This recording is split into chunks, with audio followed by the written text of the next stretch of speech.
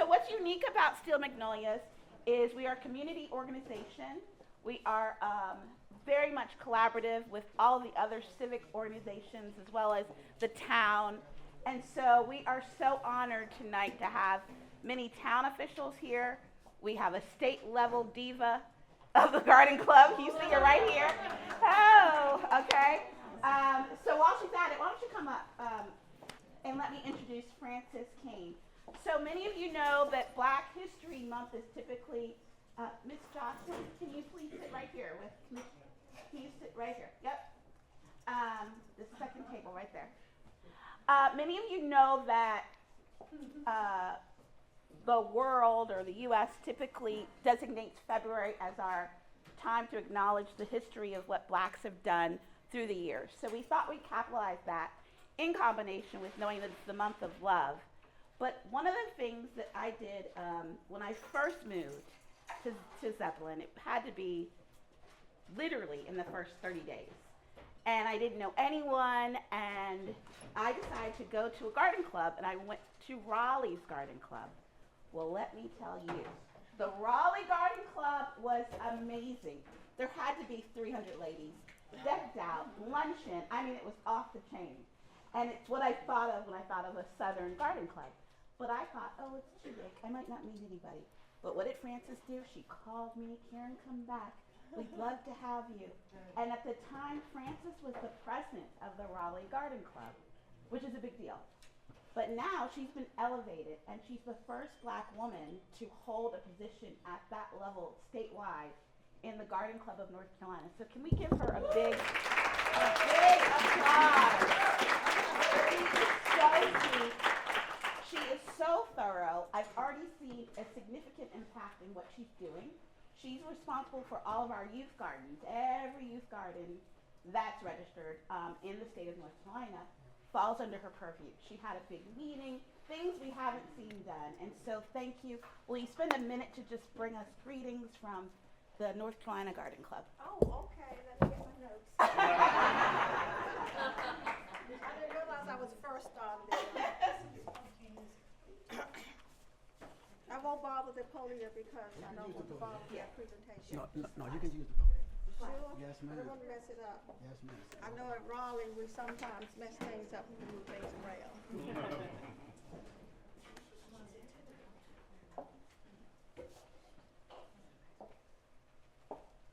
Indulge me 1 second, I need my glasses.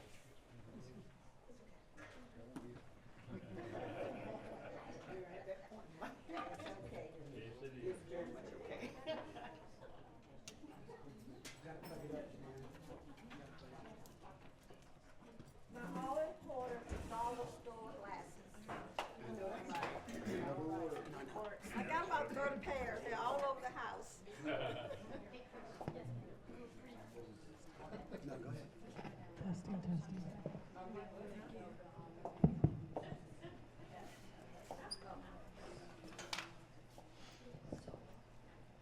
It should be fine.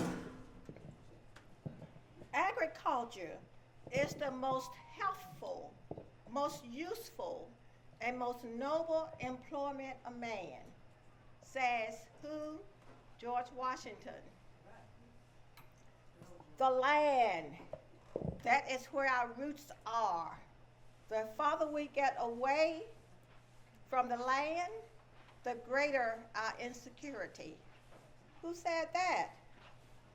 Liberty Hyde Bailey, who is the father of American horticulture. And then there comes Amanda Lazuski, who is the Farmer's Daughter USA president. And it's all about law and the future of farming. She says, the story of family farming underscores a legacy of sustainability. I'll say that again. The story of family farming underscores a legacy of sustainability.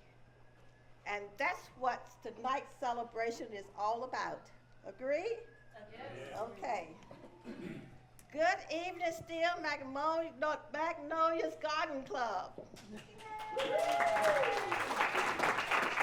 You municipal officials, farmers, panel members, Dirt Diggers Youth Club and their leaders, Madam Vice President, in the absence of your president, I bring you greetings. Greetings from the Garden Club of North Carolina, and I count it a pleasure to do so. Karen, thank you so much for your gracious invitation. I think that she would fall right in with the Daughters of American USA because of her passion. You know of her passion that she has for horticulture and for the youth club that she's sponsoring and the leader of. And I just noticed something earlier when riding here.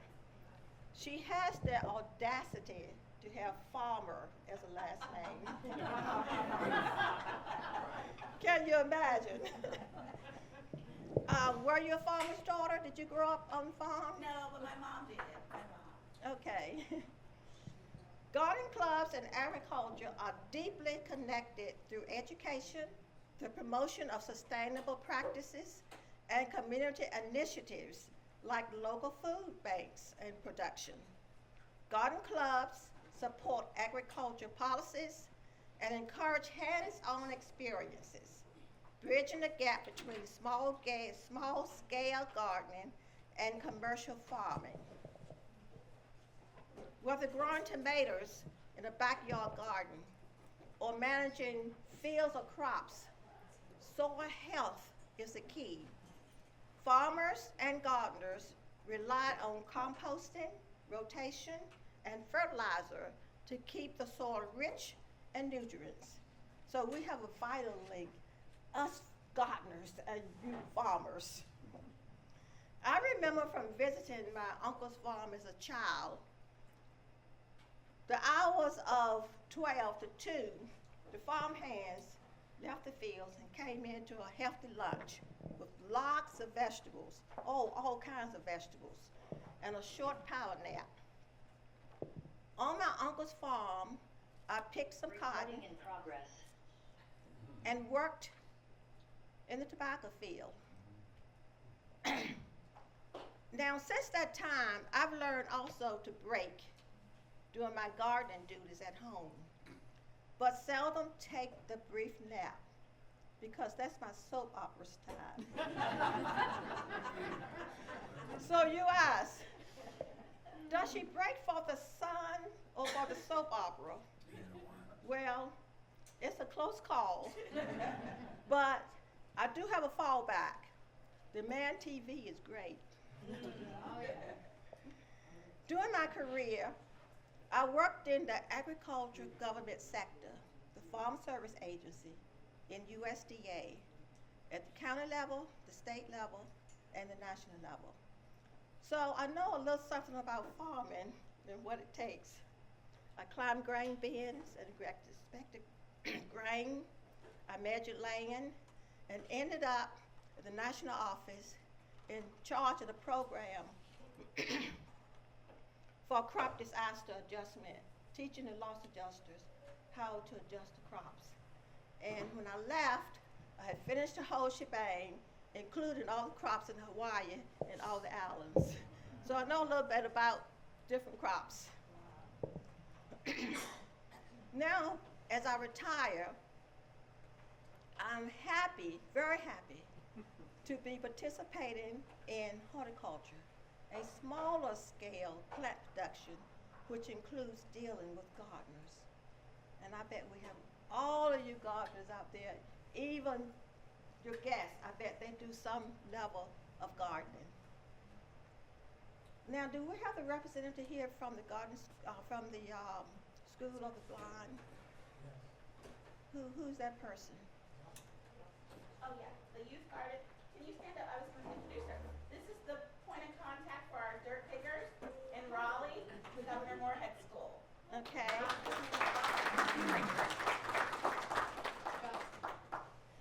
To you,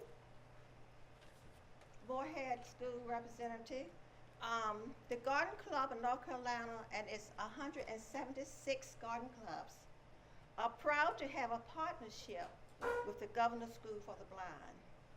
past state president, Jane Barbeau. Do you know her?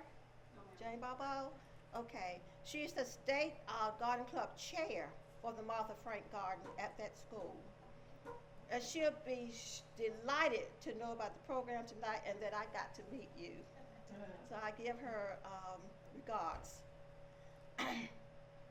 So thank you, Still Magnolias Garden Club, for your support of the Dirt Diggers Youth Club at the Martha Frank Garden. Thank you for your manual support and labor at the garden to keep it well maintained. Thank you for the mark you have on the Zebulon community. You do lots of work.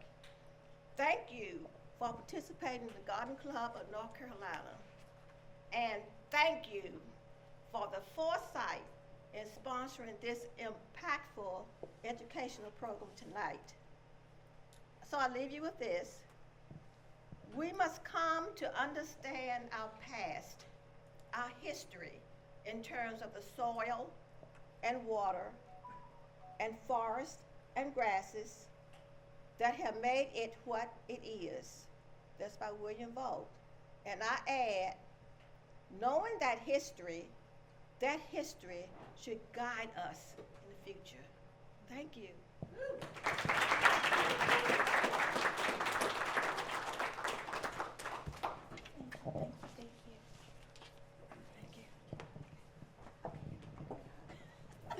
Thank you so much. Mwah. What an inspiration. I am always so impressed whenever I see, there's women that you just look up to, and she's one of them. So we thank you. We thank your husband. He's always ride or die, right behind you. He's at everything, whether he wants to be or not. Well, thank you. That was a wonderful welcome. I am now going to move on to keep our program going to the other special guests that we have here. And I will start, you all met Miss Jocelyn Crumble, who is just so wonderful. My little story about Jocelyn is she still calls me Mrs. Farmer, Mr. Farmer. And it's 2 years. Mrs. Farmer, Mr. Farmer. But we met with her, we had one meeting, and let us just kind of run with what the vision my husband had, and also Tina, and Cynthia's been out to the school, Gail, Judy Ann. I mean, we've done a lot, and we just thank you for sacrificing and coming tonight to be a part of. So can we thank Miss Jocelyn for what she's doing at Governor Moorhead? And every time I go, I learn something. I'm thinking, well, they're visually impaired or they're blind. And these kids, their hearts, right, Tina? Don't assume they can't, because they're going to show you every time that they can. And it's a great lesson for us. Moving on from there, Mr. John, would you come up, please? He is the Executive Director of our Chamber of Commerce, please. And just say hello and welcome. While he's coming up, I thank John because he, this year, I'm going to try not to get emotional, voted me onto the board of the Chamber of Commerce. And I'm so grateful. He's another, there were maybe 3 friends, right, Reggie, when I came? I met Francis, so excited. And John, you gotta meet John. So John's another one, dear friend. So John, just say a little bit to our club. There's not much more to say than Karen Farmer. That says it all. So Karen has been wonderful. She got involved with Still Magnolias. My son and I actually used to be members of Still Magnolias. I think he was the first male teenage boy, or I guess male, that would be redundant. So first male teenager that joined the garden club, and I came with him. This is about 3 years ago. So got to be well acquainted with many of your members then. And then the Still Magnolias help out with the chamber to help beautify things at the front. And Karen jumped right in, and so I met her when she was up front making things beautiful for the community at the Chamber of Commerce. And now she just brings a lot of beauty to the boardroom and is helping me tremendously. We're working on a committee now that looks at our strategic plan and priorities for the chamber. And so we met yesterday, and she's key in helping with that. And so she's very gifted and appreciate the time that she's dedicating. Okay, cut the So, mic, cut the no, mic. that's it. But it's just been, this lady does a lot of good around town. I can't say enough. Thank you, And John. so thank you. Thank you, John. You're my my bad. And another good supporter and dear friend, Commissioner Miles, will you please come up? He is very supportive of our nonprofit foundation, the Seed Community Foundation, and anything and everything I ask him. Okay, we'll make it happen. That's literally his word. We'll make it happen. And he may disappear for weeks, months even, but he's making it happen. So I want you to bring greetings from the town of Fort Lee. Good evening, everyone. Good evening. Thank you guys first of all for coming out. I have to sentiment what John is saying already about Miss Karen. She's a mover and shaker. I met her and her husband a while back, and each time they call, it's like, Quentin, we need. I feel like I provide, and they come through. They're in our Boys and Girls Club. They're at our schools. They're pretty much everywhere, doing everything, as John just said. With the chamber, anywhere I go, she's there. Lions Club, you name it, she's there. And the thing about it is now, like she has that passion for gardening. I can see that passion. And now what that sparks inside me, little does she know, they know, that motivates me to do more here in the town of Zebulon. Here in the town of Zebulon, we're really about the community garden aspect of things. We're really putting our funds and time. I was telling somebody earlier, we put money now aside in our budget just for a community garden to get it started. So she's gonna be one of those people, little does she know, that we're gonna call on. Once Zebulon get that, we're gonna call on and kind of help us get it started. So now, I thank you guys for coming out. I thank you for the opportunity and calling me. It's such an honor. And I appreciate each one of you being here tonight. And like I said, we'll talk gardening. And let's do this. I thank you guys. Let's make it happen. And while he's up, I just like his parents to wave their hands. They are going to be on our panel. Mr. and Mrs. Miles. You have a lot of Miles here. Our caterer, as you know, was a Miles, Oswald. Oswald over here, Miles. So we're grateful. And now the other commissioner, we have a female commissioner amongst us, who is also my sorority sister. So those that know anything about Greek life, come on up now. Anyone that knows anything about Greek life, we are members of Delta Sigma Theta sorority, and just that initially, I met her the first time presenting. I was nervous presenting in front of the mayor and commissioners this idea that we had the foundation, and I just want you to welcome everybody and say hi. Okay. Well, thank you on the spot. But yes, welcome. I'm not a farmer. I don't garden. I'm ashamed to say, but I'm here. I just wanted to come out and support her. She told me about it. Just like everybody else has said, from the moment I met her, she hasn't stopped. She's moving, she's shaking, she's everywhere, she's texting, she's letting me know about what's happening and whatnot. So I just appreciate the greatness that you're doing. Anything that somebody's doing to make the town of Zebulon better, I'm always a fan for. So I just appreciate this. Like she said, she is my sorority sister. So I'm honored to be able to say that. I'm just really grateful. Thank you to Commissioner Miles and everybody that's put in the work to make this happen. I'm just really glad to be here. So thank you. Thank you. Okay, and then the other special guests are all, I think, part of our panel. Did I miss anybody so that I can move on? No. All right. So I'm going to, my husband, maybe. I'm going to move on to doing a little bit of history lesson, and then we'll move into our panel. I want to leave ample time because it's going to be some good discussion with our panelists who many are Zebulon natives. We have some coined or what do you call that? Crafted questions? Oh, yes. Yeah. Okay. My other special guest is my husband, who helps me so very much, and my mother-in-law. So it's interesting because a lot of times you guys say, she's all over the place, but that's just how God gives me lots of vision and things to do, and then boldness to ask him. A lot of times you just don't ask people. So the Garden Club long ago, Gail said, Karen, be responsible for February's special meeting. And I had one track. We were trying to get this first PhD from North Carolina State. Many of you may or may not know her. Anyway, it didn't work out because she's not in the area, blah, blah, blah. And then I was like, we're right here. Let's learn about us. Let's learn about us. So before I say anything, I want everyone to know that this may go into questions that are sensitive to some, uncomfortable for others. Doesn't matter. We are not here to point fingers at what happened in the past.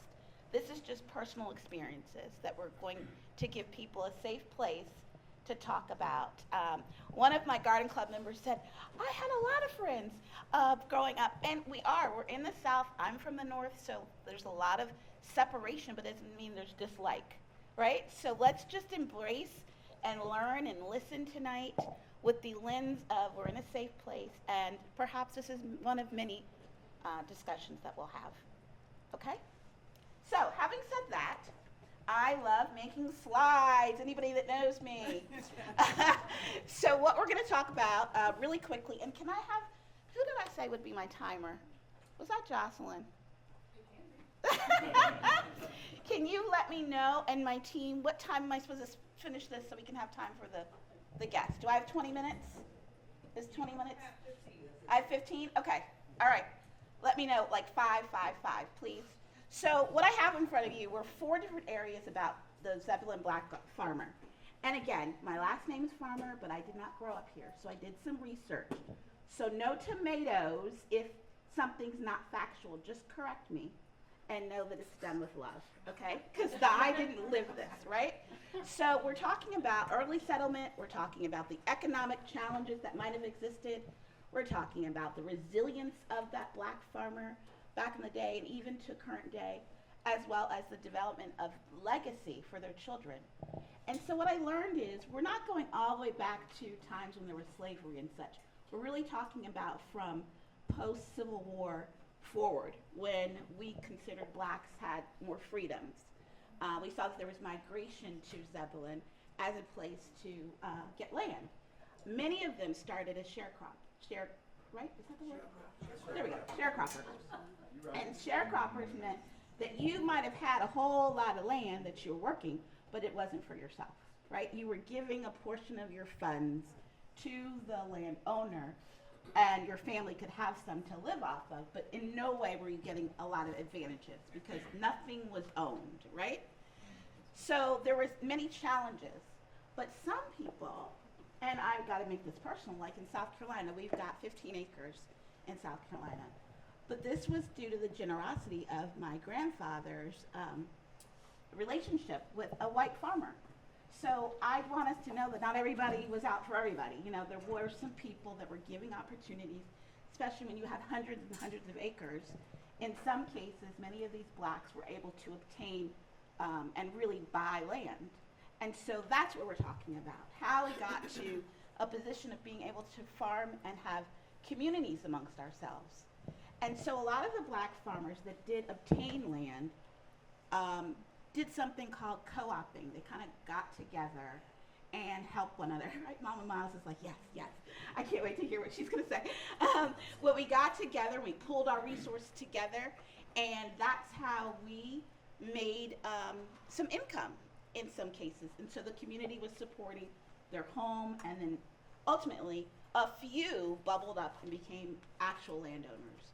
And so it's amazing to me to hear that the Todds, and thank you for being here, the Joneses, you know, we're talking 80 plus acres that they've owned. And in some cases, it's been a challenge to keep that land, right? It's been a challenge to get an opportunity for it to be recognized that they are owners of such rich land here in Zebulon. So excited that they're here to talk tonight. Segregation, so I'm gonna spend a minute. I'm gonna ask the youth. Hey youth. You're supposed to say, what up? Hey youth. Okay, not working. All right. Okay, youth. What do you know about segregation? One of you. 1, 2, 3 of our black boys. Segregation. Anyone know the definition? Okay, yes, Melvin. Farmer. Segregation, it was like the separation between colored and white. Okay, very good. That is all it is. Segregation was separation, right? It just meant that we did things differently and we were separated. And there was a lot at that time, and therefore there was something called Jim Crow laws, where we could and could not mingle, married, all kinds of things. I don't have all that history, but I do know that it impacted our ability to purchase land. There were challenges around getting loans and et cetera. But then we got to a point where the laws changed. And we saw technology move, laws changed, there became a slight window for the, I guess it's called a FDA, right? Is that right, guys? Right, the FDA had some loans available, and people were able to purchase land. And they had to be very creative with staying ahead of the times and current in how the farms evolved. Now, one thing that we're going to talk about in the panel was what was actual farm life like. And we know that the church played a major role in this particular community, right? It was major. So you had relationships at church, you had church on the farm, you had the church outside, right? You had church, and so the faith was a big part of what connected black people then and even now, right? And so there were definitely different support mechanisms for them. So now what we're looking at and what we're seeing is preserving the land. This slide talks about that we're looking at ways that the community can get involved, that we can make farmers aware of the education that exists. There's a lot of special programs and grants and all kinds of things, but a lot of times they were so busy farming that they couldn't keep up with what the laws and regulations are and simultaneously continue with what they need to do farm. And oh, by the way, and we'll talk about this, education. We hear a lot that, my mom's joke is, my dad was educated, he went to 3rd grade. What are you talking about? But a lot of them, right, they opted to not finish, is it 10 minutes left? Yes. Okay. To go to formal education because they needed to help on the farm. And then let's talk about family life.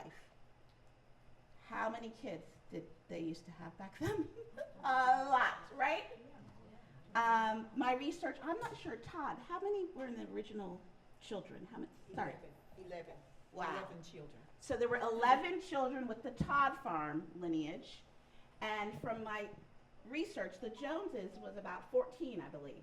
Still, we're over 10, right? We're over 10. Yes? You had 16? Oh, wow. Okay, Mrs. Miles said they had 16. So they had a lot of children, and everybody had their role. Boys over there, they had chores, things to do. Wait a minute, I'm gonna stay right there, right? They had things to do, and they had responsibilities, and they were great. But anyway, so the future, what we're looking at is my real desire, in addition to being part of the garden club, is that we do a couple things. We make everyone aware that we all garden in some shape or form, or we came from somebody that did, right? I mean, you used to live off the land, they say, right?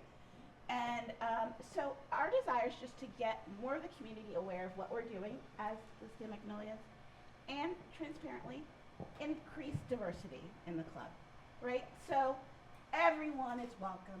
Everyone, there's no limits to what you can or cannot do. And so plug, see us on, what's the email address? I'm sorry, the website? Zebulon Garden Club. Zebulon Garden Club. Dot Org. org. Dot org.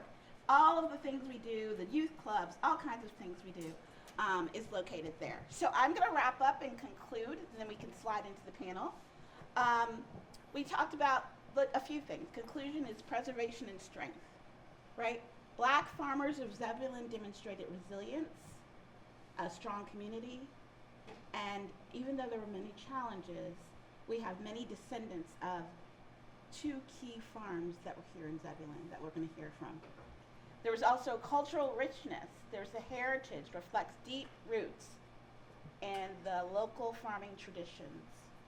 And then finally, it's all about a legal legacy preservation, recognizing and addressing challenges and crucial to the safeguarding of Zebulon black farmers.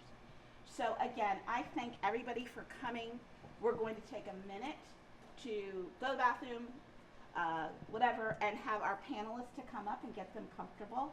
And then we're going to have a few questions with the panelists, and we will wrap up this evening by 7:25. This first portion of our panel, we think it's really important that we incorporate our youth who are doing great things. And so let's give them applause, gentlemen. And I'll tell you, you that two of them help with our youth garden clubs. They are considered mentors for the youth. So when we have different projects, or we need help or lifting, those two on the ends help us. So Oswald in the center, we can get you busy. All right, so may I get the first youth that has a question for our panels to come start making their way up here. But before I do, the slide that is presented now is very special. I hope everybody can see the slide and get a picture. What it's saying is that we're celebrating the Zebulon, North Carolina Black farmers. And on this slide, we're highlighting the Jones family and the Todd family. And what it tells me is that Jones, and I mentioned this earlier, the kinds of crops on those 86 acres, what's neat is it breaks down kind of in like areas. They had 14 acres doing this, 7 acres of this, etc. Very informative. And then the Todd farm also is being, I use the word modernized. Some of the younger generation, but they have really hit the map by doing what's called the biggest bonfire on earth. It's all over Facebook and all over if you're a person that knows social media. I just learned this because, you know. But it's really cool. They have artists and all kinds of things going on. And both of these farms were acquired around the same time, from what I understand. And their primary crop was tobacco for the Todd family. I had one of our garden club members say, I want to hear more about traditions and things that they did. So panelists, I would love for you to incorporate when you're asked a question, make it personal from your point of view, no right or wrong, this is your life, your history, right? We do, so you are aware, we are being recorded in multiple ways. So be mindful of that, and let's just have fun. Let's get to know you. Will you turn the lights back on, please? Let's see their beautiful faces. I asked the youth to make their way here. I don't see any of them standing. So come on over. There's some free spots, and let's start with the first youth, which is my son, Melvin Farmer, is going to ask the first question. And panelists, if you can remind us, just say your name again and which family you're affiliated from these farms. All right, turn around and ask your first question. You boys can sit here.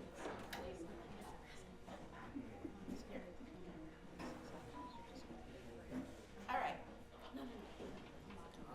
I'm Melvin. My question is, like, what role did children play on the farm?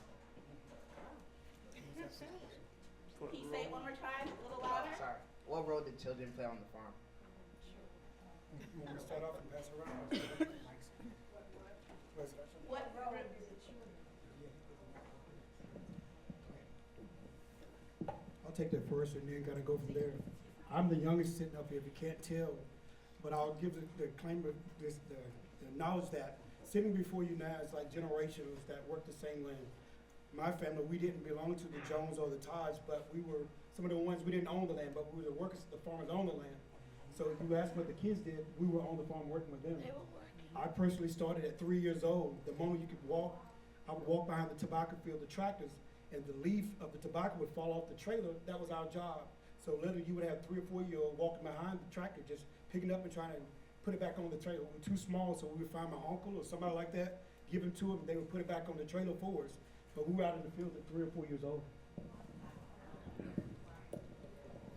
My name is Spencer Batchelor, and just to piggyback on what my nephew said, my earliest recollection is similar to his. I was a leaf picker up at the barn around 3, but I graduated from picking up leaves at the barn at the right old age of 5. And I started driving the tractor. I was so small that I couldn't turn the tractor around at the end of the road. My other 4 bigger brothers had to run up and knock the tractor out of gear and climb on it and turn it around for me. And when they would tell me to stop the tractor, I would have to stand up, grab the steering wheel, and jump for the brakes and the clutch and pull back on the steering wheel to stop the tractor. And then when they said go, I was quick on my feet. The tractor would ago, but that's my earliest, and, you know, it was intense labor, but just being with family made it joy.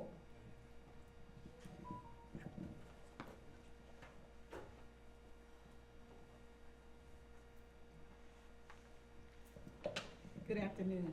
My name is Dr. Vicki Todd Stanford, and I'll talk a little bit more about why I added everything to my name. But my earliest recollection of being on the farm was when I was 4 years old. And at that time, and my mother had 9 children. So I was my mother's right arm. I wasn't in the fields, but the washing, the cooking, the folding, the preparing, the shelling of the peas with the ladies in the community, I was sitting out there under the tree with them doing those types of things.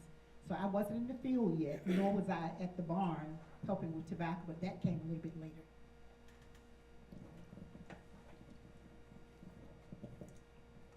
My name is Tracy Todd, and just like this gentleman, I too was very young when I started working on the farm, and I was driving a tractor.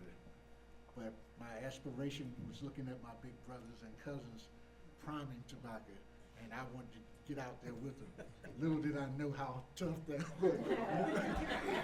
Once I got out there, I could never get back on the tractor again, which is what I wanted to do.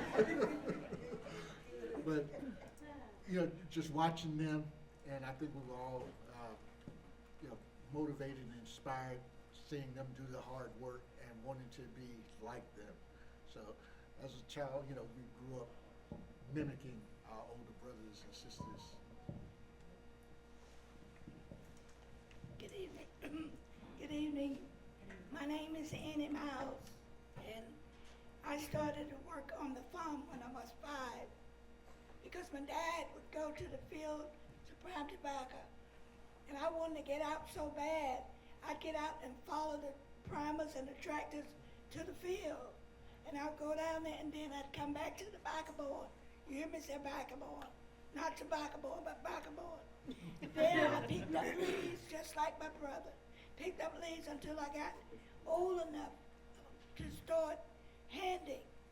And if you didn't hand it right, your mama would pop your hand, and that tobacco was wet in the morning. I'd be crying and trying to hand back up all the time. But I tell you, I learned something from there, that if you endure, God will take care of it. Man, I don't need. Well, my recollection about I don't need a mic. About farming. These are modern day farmers. I had a mule. I didn't know nothing about no tractor. We used mules the whole time I was growing up on the farm. And the recollection about me, for being a child, we had the transplanter where you had to use the hand setter.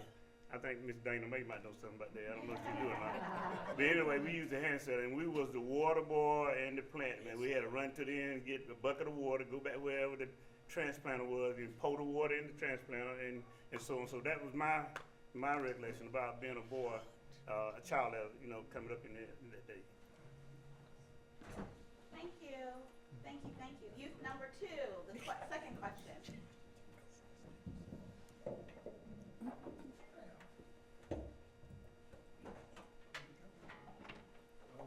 My name is Oswald Miles, and my question is, how are ways y'all have fun while y'all being on the farm? Ways that you had fun. Well, on the farm, one of my quickest recollection is this game that we used to play. As kids, you did get a little bit of break during the lunchtime. So what you would do was, it was this thing called a doodle bug. Yep. And it was a serpent hole in the ground that don't know where this thing will come from, but if you saw this hole, you could take this stick and put it into the ground, and you would sing this song, bag, doodle bag, grandma house on fire. And all of a sudden, if you would do it long enough, this little thing would start just dancing around in the ground. It would go to the rhythm of the song. I don't know what that thing was, but I promise you, it was a doodle bug. Whatever doodle bug was, I have no idea what it is, but we would sing that song until break was over. You would hate to leave because just by the time break was getting over, he'd just be getting dancing real good. So bag, doodle bug, bag, grandma house on fire. So that was my recollection. That was from the fun for us. You never got to see the doodle bug. You never get to see it. My earliest recollection of fun is after the fields were plowed, we would turn the old soil down and the new soil would come up. And my brothers and sisters, we would get out in those fields and just throw dirt clods at one another. That was so much fun. We would get a piece of cardboard and we would hide behind it. And it was fun just throwing at them, and they were throwing back at you, trying to hit you. Every now and then they would make contact with you. And unfortunately, it was a rock hitting them. But that was one of the games. And red light, blue light, red rover, send somebody red over, and those are just games that we created. We didn't have any telephones, so I can recall taking 2 tin cans and some tobacco string, and we would talk. One would talk in the can, and the other would put it through their ear. And it seemed like, to me, we could hear each other. My imagination was probably just pretty strong at that time. That's my earliest record. For me, I remember us playing at night mostly. Ain't no bears out tonight. Papa killed them all last night. And we would leave home base, and we had a lot of trees in our yard because we had apple orchards, we had plum orchards, and lots of trees in the yard. So we would hide behind a tree and we'd try to get back to base. And so we would run, and then they'd start counting. The person that was calling out started the song would count 1, 2, 3, 4, 5. That was a chance to hide. And then we'd have to get back to the base, and then they try to catch us, tag us, and then it would switch. But we played games like that. Mama May I, those types of things. And jacks, we played jacks a lot. We did. Well, there's 2 things that I remember, and one was we had another game called Simon Said that we used to play and dodgeball. One of the best things that I liked was there was a pond on the land, and on those very hot days at lunch, we'd go swimming, or after we came out of the fields, we'd go swimming. And everybody, we had to shuttle in where the smaller kids would play, and right down to the deep end, and that's how we all learned how to swim. And that was some of the best time that I can remember. Well, unlike, I think she told me to go ahead. She said to. But anyway, unlike them, back then, I had enough energy. No matter how hard we worked that morning, at lunchtime all we did was play again. We had enough energy to do that. But after then, and like they said, Quentin said about the doodle bug, I thought about it. No matter how much you did it, we played it too. But he would never come to the top. I don't know where he was at, but he would never get to the top. But those out there, but I enjoyed it. I enjoyed it. I really did. Okay, final youth question, please. How were kids on the farm educated? What's your name? Sebastian Crumble. Sebastian. How are kids on the farm educated, I think you said. Oh. Educated. I mean, for me, I came up with, I'll speak on my behalf, we were still allowed to go to school, but I'm not gonna take my dad, my granddad's, I'll talk on my granddad's behalf. Most of them, they weren't educated. My granddad had pretty much a 3rd grade education, stopped so he could work on the farm. So one of the things I used to share about him, I wanna make sure, give him honor, is that I would always dream, there was a thing called Hooked on Phonics. I don't know if any of you guys remember that. Hooked on Phonics. I would always tell myself, I'm gonna make enough money and get my granddad hooked on phonics so he can learn to read. So as a kid, I would work on the farm, I saved my money. Never happened, but I always dreamed and inspired of getting my granddad hooked on phonics so that he can learn to read. So he went through life without knowing how to read. So a lot of them didn't get education. They didn't mean they weren't smart. They had enough knowledge to do what we got to do. Raise 8 kids. My other raised 16, but he could read and write. But my dad's dad couldn't read and write. But they were very smart. They kept money. They could count money for sure. And you never think they could learn how to count. But the thing about it is that reading and writing didn't have. But when we were with, he was always finding a picture. Like, what's that picture, boy? What's that? I want that picture right there. So he pointed at it. We know where to get at a restaurant, stuff like that. So a lot of them did get education. Yeah. That's a good question, young man. I am the 14th child out of 16. That's my oldest sister right there. There was 6 men, boys to men. that was raised on the farm, and I was the 5th boy. And my oldest brother graduated from high school, but then the next 3 did not graduate from high school. Myself and my baby brother, we graduated from high school. So we were able, the younger ones were able to go to school.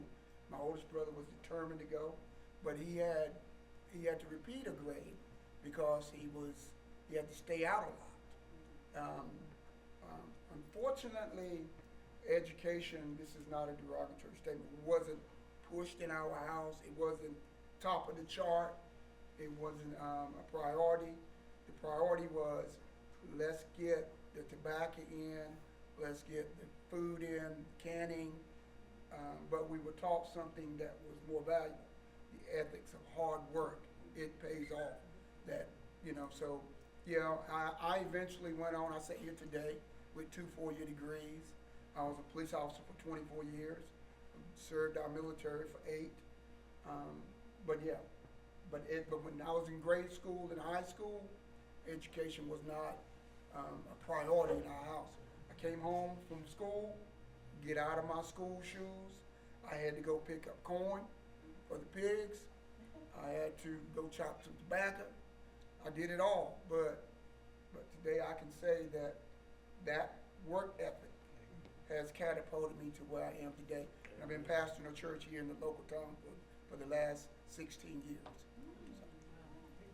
And excuse me. And I did come when I came back to from Wilson. This church right here rented me my first house right over here on Sycamore Street. Came back to Zebulon because my mama was sick and I needed somewhere to stay. And Mr. Odell Tanner, I don't know if y'all know him or not. He knew me. He ran the Super Duper down there in Wilson. And he knew me as a police officer for the city. And he said, I got a place for you, Spencer. And hooked me up with the church.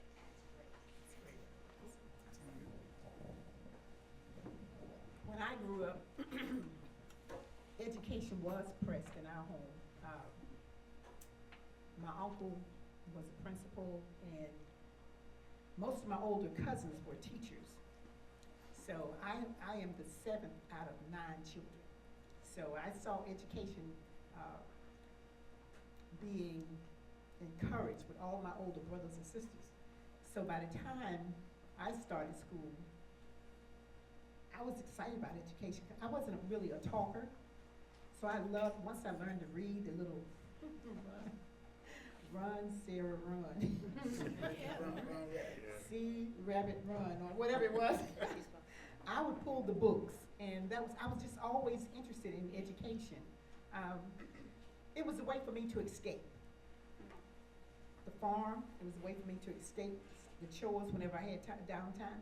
And to be honest with you, I didn't like television because they always had scary movies on. And I would hide behind things at the house not to watch the movies. So my thing was reading and growing in education. And as this gentleman mentioned, as a result of that commitment to education, I went on to study engineering at the University of Wisconsin. And from there, I picked up a doctorate in theology because I'm willing to do self-study and just to learn. Certified counselor from American Association of Counselors, as well as a certified life coach and minister. So what I would say is that it doesn't matter where you start. It has to be a personal drive. That's right. And no one can prevent you from being who you want to be.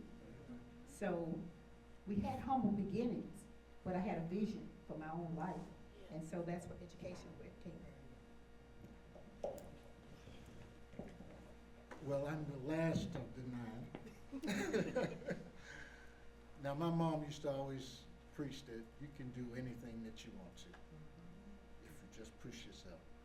And the tobacco fields, the corn fields, the livestock, all of that motivated me to want to be better, to do more. And I'm a reader, writer. I've always stressed education. I was public relations director for a university, and I used to sit and read the thesaurus and the dictionary. So I had to know different ways of saying different things. And when my children were small, I'd read books, have one in one arm and one in the other, sitting back in my recliner reading. Now, my oldest son has written 6 books because I see, you have an option.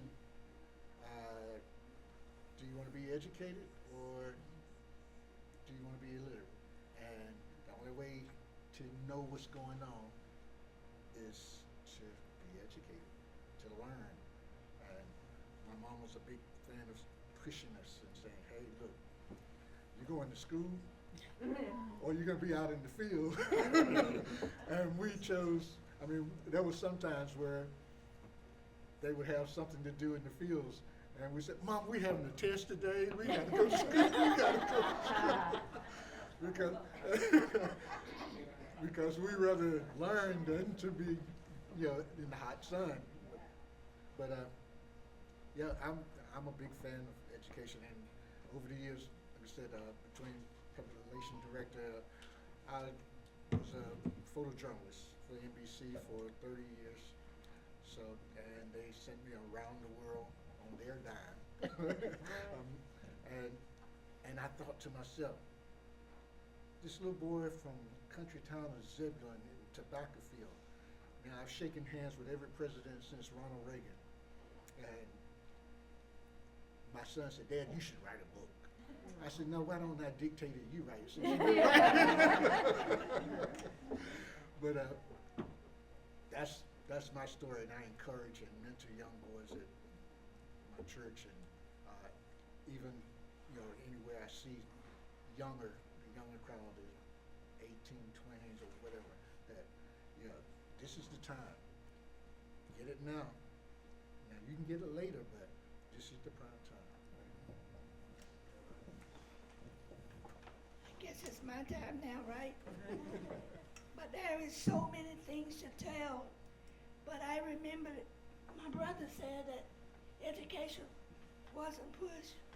But I saw my mom, she loved to read the true stories. So whenever she laid that book down, I would pick it up and I would read it. And I got so interested in reading that I just like to read all the time.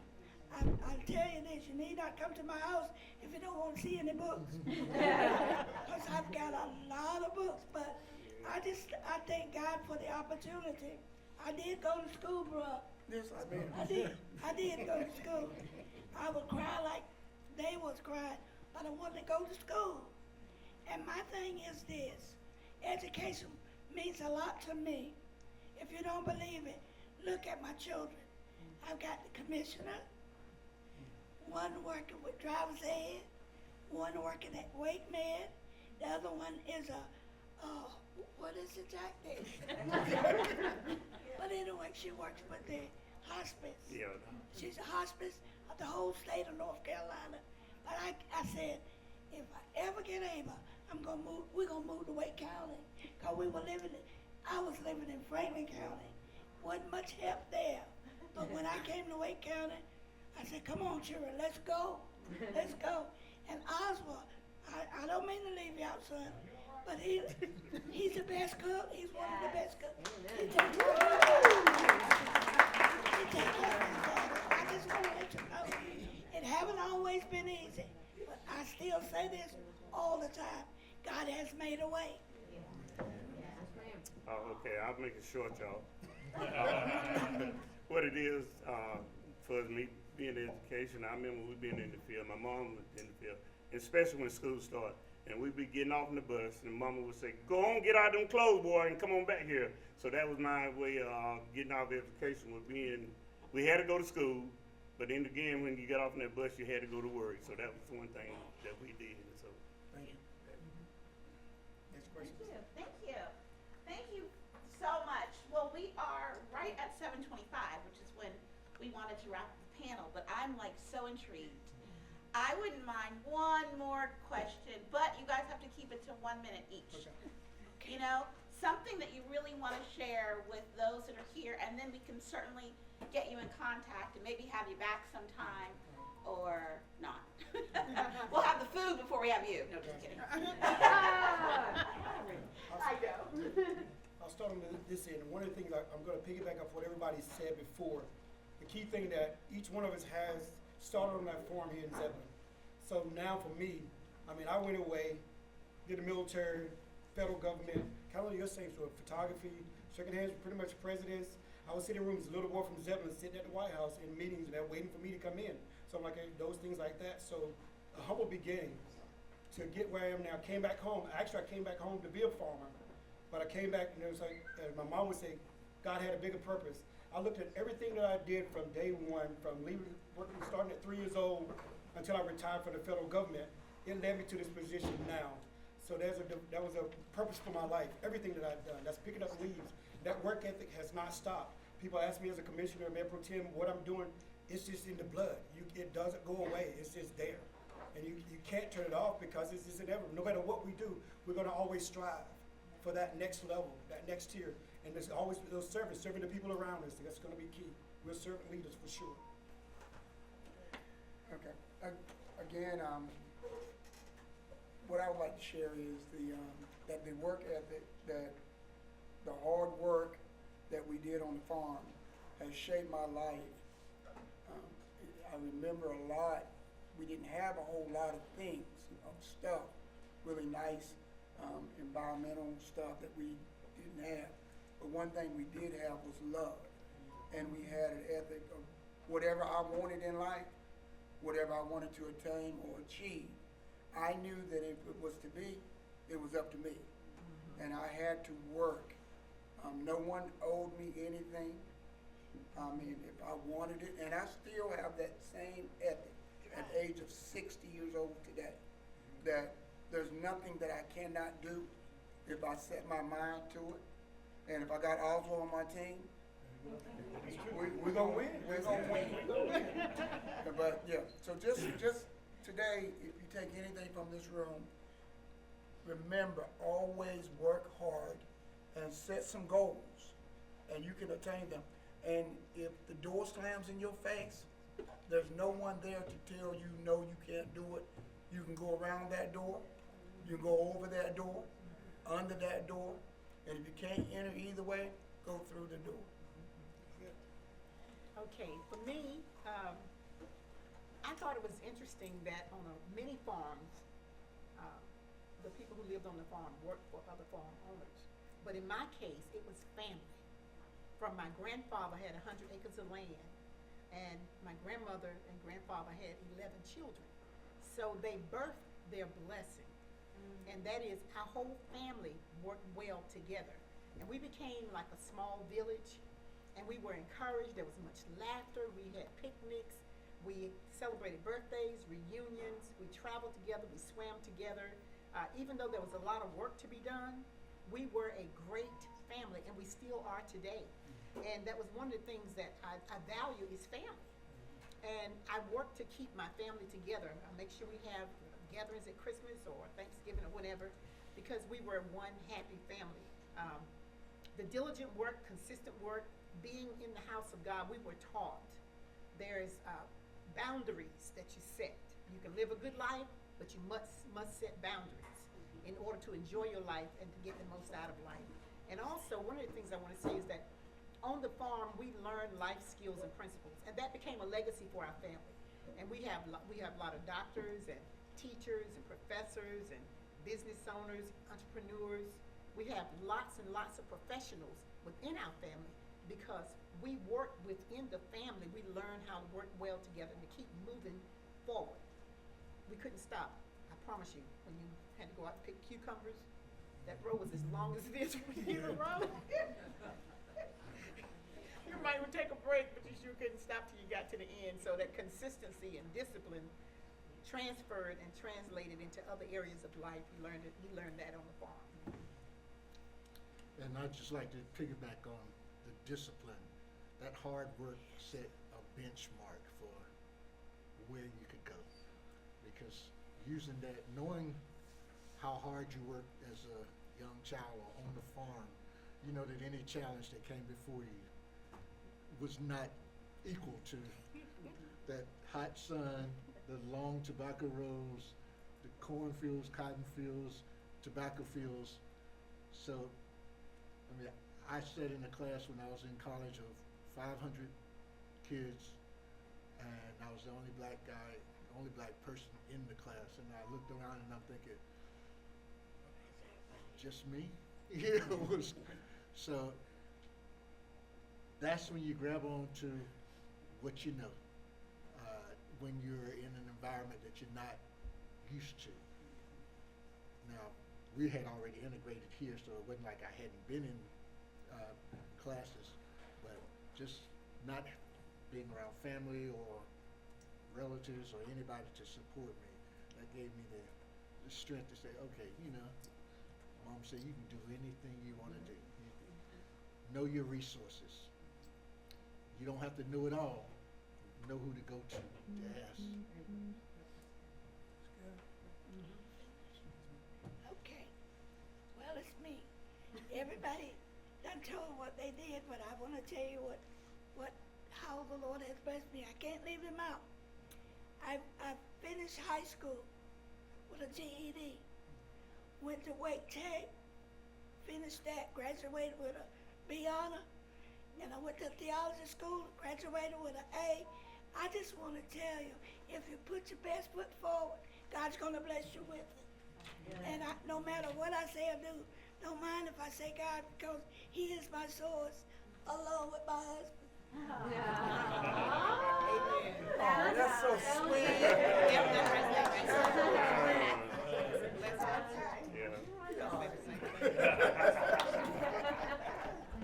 She's the best wife I ever had. Are you guys recording this? Yeah, out of 63 years we've been married. So anyway, I thank God for it. And it's been a blessing. Like I say, the farm, I don't regret working on the farm because it got us from there to here. So I'm grateful. Yeah. Thank you guys a lot. Yes, thank you. Let's see more. Madam Third Vice President. One important question. Has the farm been sustained and is anybody working it now? I can speak on the Jones farm behalf. That land is still in that Jones family line. They're still there. And one of the things that real fact, that Jones farm is still there, 80 acres still there. And God saw fit that acres that I was able to buy, that we worked, I own 3 acres right beside that Jones farm. So that land is still out there. So are crops being planted? Crops are still planted. They lease it out, but that Jones farm is still there. Yeah. My brother and my sister still plants gardens, and I make a visit during the time when the produce is ready to be harvested. So, For the Todd family, the 100 acres is still intact. It has been converted mostly to community. Most of the diehard farmers are no longer with us. And we have other small businesses that are being worked on the farm, as well as that largest barn fire is being different events going on. So there are other small businesses on the farm and community. But tobacco, no. Cucumbers, no. We don't have it. I must put in a shameless plug. You come on, Ms. Okay. The state of North Carolina has seen so much the urgency of preserving black farmland. 2 universities have started programs called Aired Property. And what they do, they have black farmers come in and save that land. Because a lot of them, grandma and granddaddy didn't want to leave any child behind. As you can see, some of the families 16, 9, 10. So they didn't divide it up. They left it to everybody. So it's hard now to kind of like get those family lines. So the universities are working with black farmers to save that land. So if you go to the University of Wake Forest, you can Google that, Aired Property. Y'all can pull up, there's a young guy by the name of Miles. He's gonna take care of the black farmers and really just being intentional about saving the black farmland. Thank you, everyone.